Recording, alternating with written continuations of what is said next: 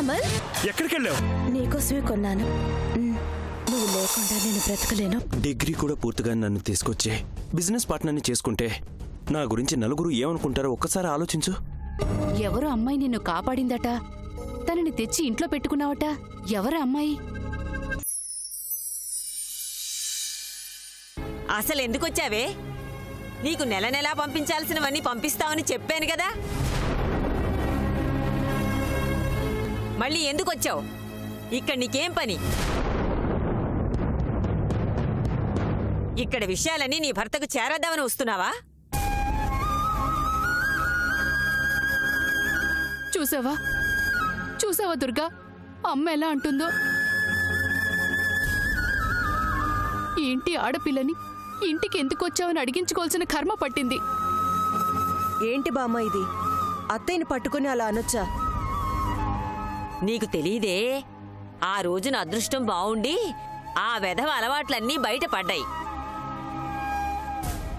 లేదంటే మీ బావతో నీకు నిశ్చయితాంబూలం తీసుకునేవాళ్ళం. నీ జీవితం సర్వనాశనం అయిపోయేది.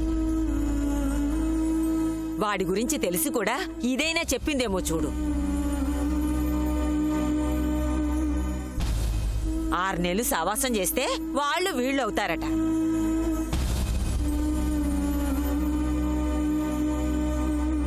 ఇన్నేళ్లు కాపురం చేస్తే కూడా మీ అత్త మీ మావయ్య చేతిలో కీలుబొమ్మ అయింది. అనమ్మా అను, అసలు తప్పంతా నీది. ఆ సంబంధం చూసింది నువ్వు, పెళ్లి చేసింది నువ్వు. అదే మంచి మనిషికిచ్చి చేసుంటే ఈరోజు పుట్టింట్లోనే పరాయిదాన్లా ఇన్ని మాటలు పడేదన్నా. ఊరుకో అత్తయ్య, ఏడవకు. ఏంటి బామ్మ నువ్వు? ఎప్పుడు ఏది మాట్లాడాలో తెలీదా? నేనేం విషయాలు చేరేద్దామని రాలేదు. దుర్గకి ప్రమాదం జరిగిందని తెలిసింది. తనని రక్షించిన అమ్మాయిని చూసిపోదామని వచ్చాను. అది తప్పనుకుంటే వెళ్ళిపోతాను.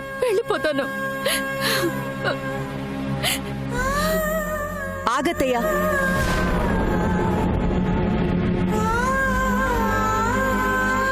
బామ్మ మాటలు పట్టించుకుంటావా? ఆవిడ సంగతి నీకు తెలీదా చెప్పు. రా, ఆ అమ్మాయిని పరిచయం చేస్తాను.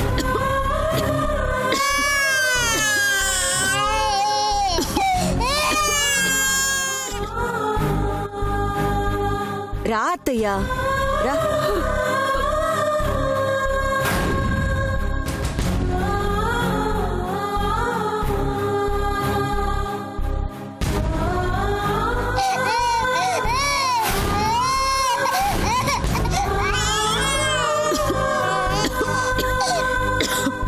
రేఖా, అయ్యో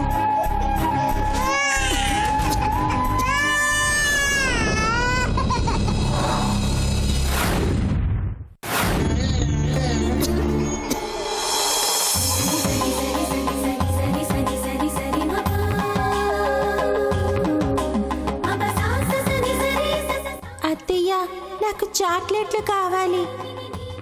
వద్దమ్మా, మీ నాన్నకి తెలిస్తే ఊరుకోడు. అయితే నేను బావని పెళ్లి చేసుకొని పో. అమ్మో, నన్ను బెదిరిస్తున్నావే? నా బంగారు తల్లివి, ఇదిగో తీసుకో.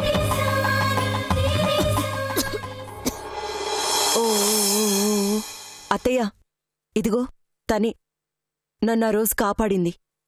తను లేకపోతే ఈ రోజు నేను ఇక్కడ లేను.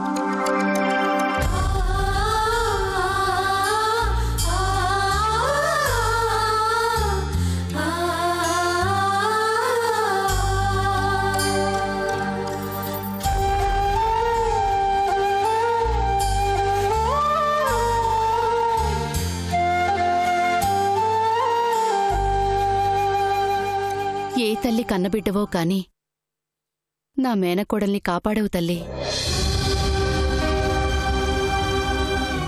మా దుర్గకేదైనా జరిగితే ఈ ఇంట్లో ఎవరూ బ్రతికేవాళ్ళు కాదు. మా అందరి ప్రాణాలు కాపాడవు తల్లి. 100 ఏళ్ళు చల్లగా ఉండు. చిన్నతనంలో మా దుర్గ తప్పిపోయింది. మళ్ళీ ఇన్నేళ్ల తర్వాత ఇంటికొచ్చింది. దానికోసమేం వెతికాం. తన కోసం మేమెంత వెతికామో, ఎంతమంది దేవుళ్లకు మొక్కామో తెలీదు.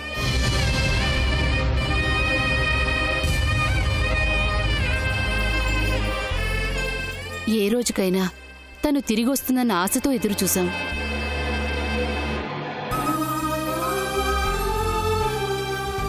మా ప్రార్థన మన్నించి ఆ దేవుడే తన్నిక్కడికి పంపించాడు.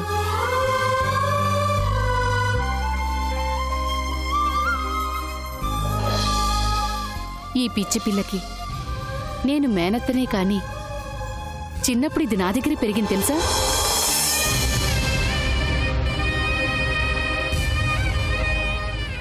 చాక్లెట్లు ఇవ్వకపోతే నీ కొడుకును పెళ్లి చేసుకొని పో అని ఆట పట్టించేది.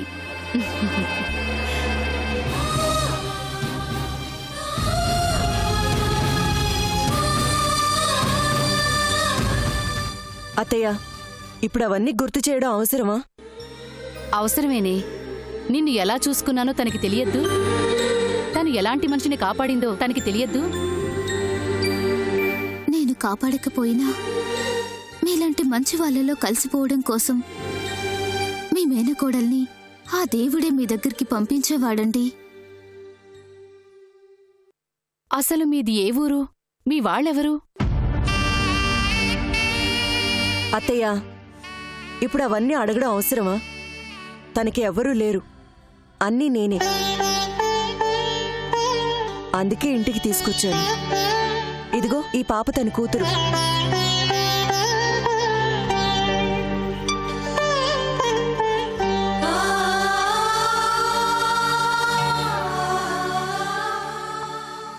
ఏదో చాదస్తపు మనిషిని ఏదేదో అడిగేశానని అనుకోకమ్మా.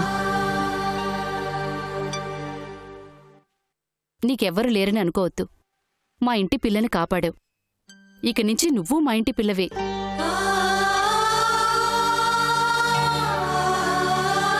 నాకు మా దుర్గెంతో నువ్వు అంతేనమ్మా.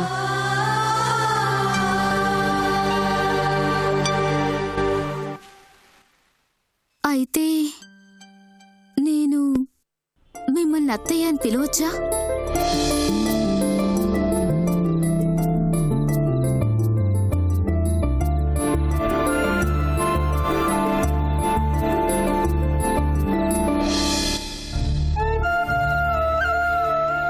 దానికేం భాగ్యమమ్మా. అలాగే పిలువు తల్లి. అత్తయ్య,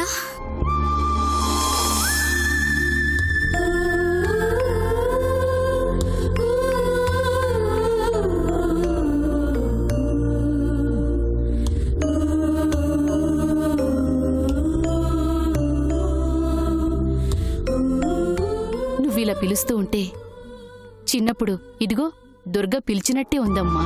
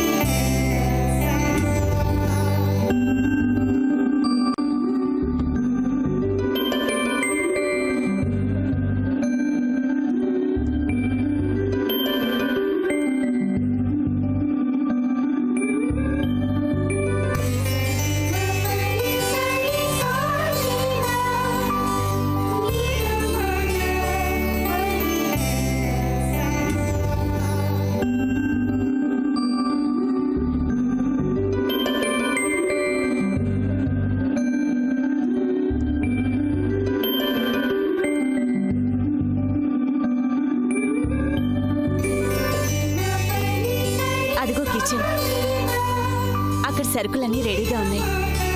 వెళ్ళి మా అందరికి పాయసం చేసి తీసుకురా.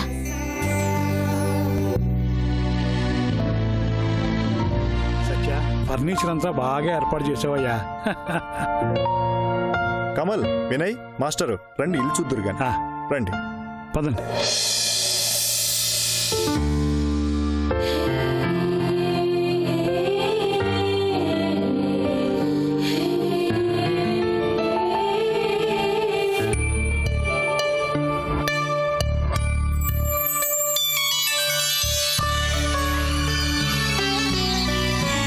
Master bedroom Kamal.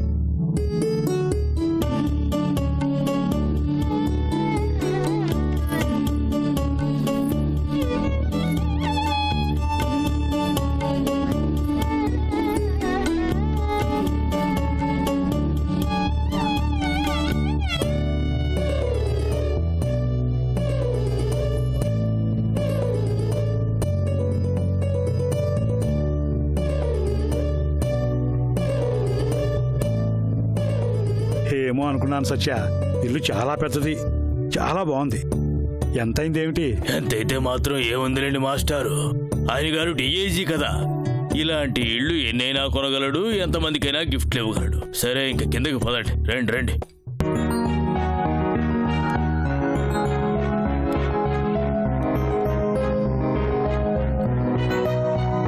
ఇంకా నా మీద నీకేదో కోపం ఉందని నాకు అర్థమైపోయింది. ఏమైనా ఉంటే మొత్తం ఒకేసారి కక్కే, ఇలా ఇన్స్టాల్మెంట్ కొంచెం కొంచెం బయట పెట్టుకో. నా అన్నకి మీ మీద కోపం ఎందుకుంటుంది మావయ్య? ఏదో సరదా కన్నారు. ఆహా, నీకు తెలియదు కమల్, వాడిని బలవంతంగా ఆ ఇంటి నుంచి ఈ ఇంటికి తీసుకొచ్చాను కదా, అది కోపం. అదేమీ లేదులే. లేకపోతే ఆ సెటైర్స్ ఏంట్రా? నీకు తెలియదా నేను ఎలాంటి ఉన్నావు? నిన్ను ఉడికించడం మొదటి నుంచి అలవాటే కదా సత్య, అదో ఆనందం వాడికి.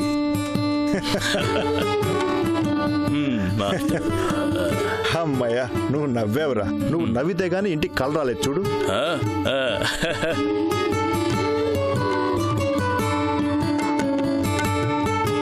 ఏంటనో అలా ఉన్నావు?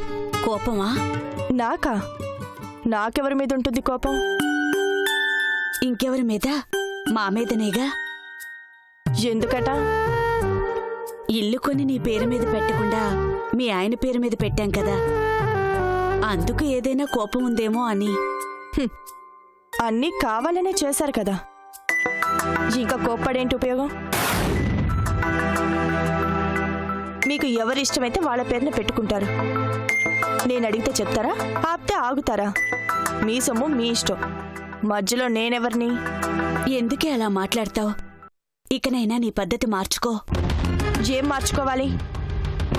ఎందుకు మీ బావతో గొడవలు పడతావు? జరిగిన దాంట్లో తప్పు ఎవరిదో ఒక్కసారి ఆలోచించు. నువ్వు ఎలా చూసినా నేను చెప్పేది మాత్రం చెప్తాను. నీ కోపమంతా మీ బావ నిన్ను ఇంటికి రావద్దని అవమానించాడనేగా. నిజం చెప్పు, ఆ రోజు తప్పెవరిది? రేఖ విషయంలో అంత మొండిగా సాక్ష్యం చెప్పిందెవరు? నువ్వే కదా. నువ్వు చూసింది చెప్పినా చివరికి ఏమైంది? ఆ రవళిని చంపింది రేఖ కాదు అని తేలింది. దానివల్ల ఎంత నష్టం జరిగింది? రఘుకి గౌరీకి పెళ్లి చేసి రేఖ తన జీవితాన్ని సర్వనాశనం చేసుకుంది. దానికి పరోక్షంగా కారణం ఎవరు? నువ్వే కదా.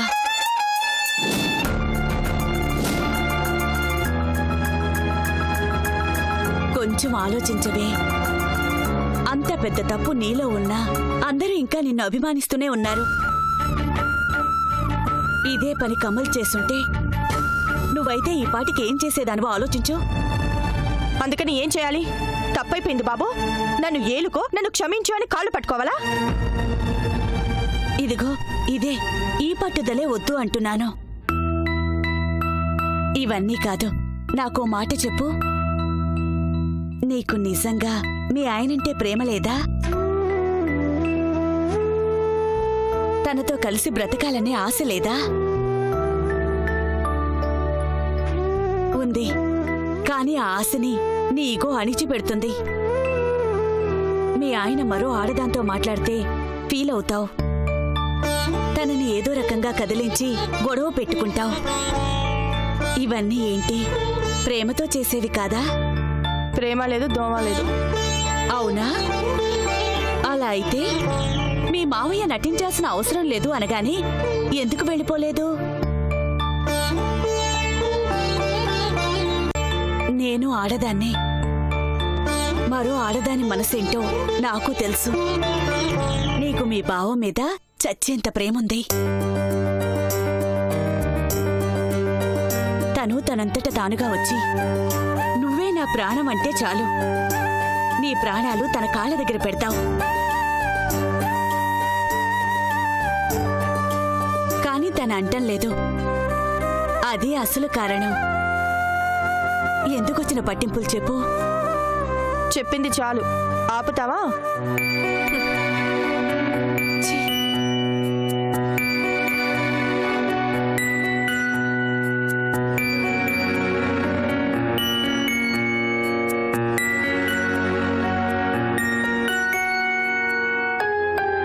పాయసం నువ్విస్తావా, నన్నిమ్మంటావా?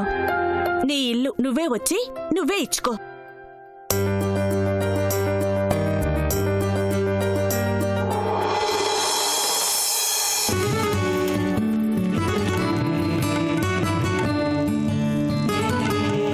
తీసుకోండి మావయ్య. నాకు షుగర్ అమ్మా వద్దు. పర్వాలేదు, షుగర్ తక్కువే వేశానులేండి. సరే అత్తయ్య, ఇలా వచ్చి కూర్చోండి.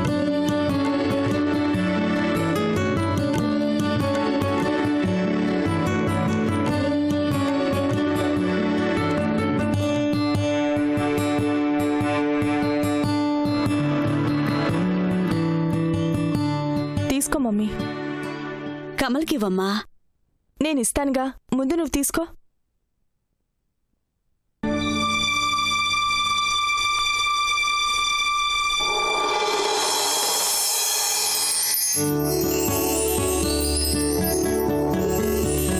కారం ఏం కలపలేదుగా? ఈసారి కారం కాదు, విషం కలిపా. కలుపు కలుపు, నీకు షేర్ ఇస్తాను, నువ్వు తాగుదానివి.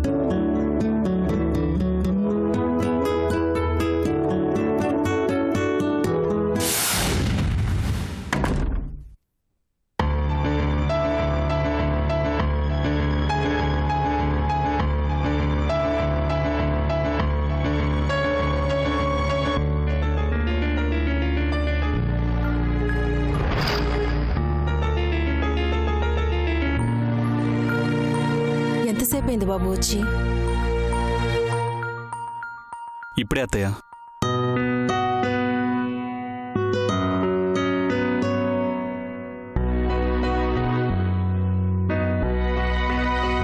రేపు ఎల్లుండి నీకు సెలవు కదా?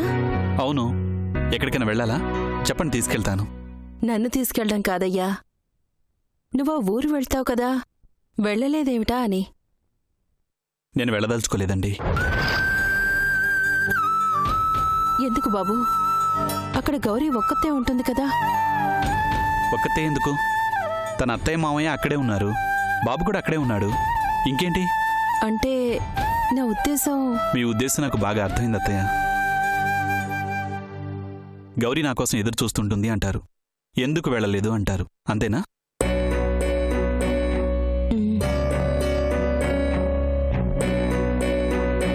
నేను కావాలని వెళ్ళట్లేదు అత్తయ్య.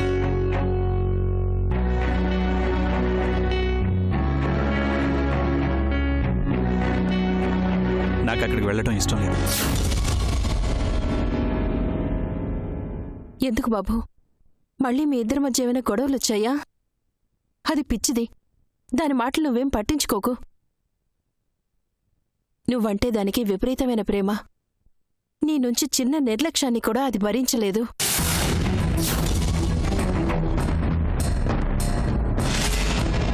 నేనంటే నేనెవరినత్తయ్య? రఘునా, శివకుమార్నా?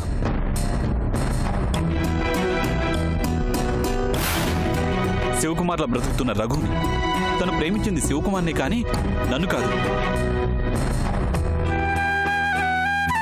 అలా ఎందుకు అనుకుంటున్నావు బాబు? శివకుమార్ అనే విషయాన్ని ముందు నీ మనసులో నుంచి తీసే. నువ్విప్పుడు దాని భర్తవి, అదొక్కటి మాత్రం మనసులో పెట్టుకో. నేను కాదు అన్నా, అందుకు సాక్ష్యం ఆ కళ్ళకి ఆ ఊర్లో కనిపిస్తుంది అత్తయ్య.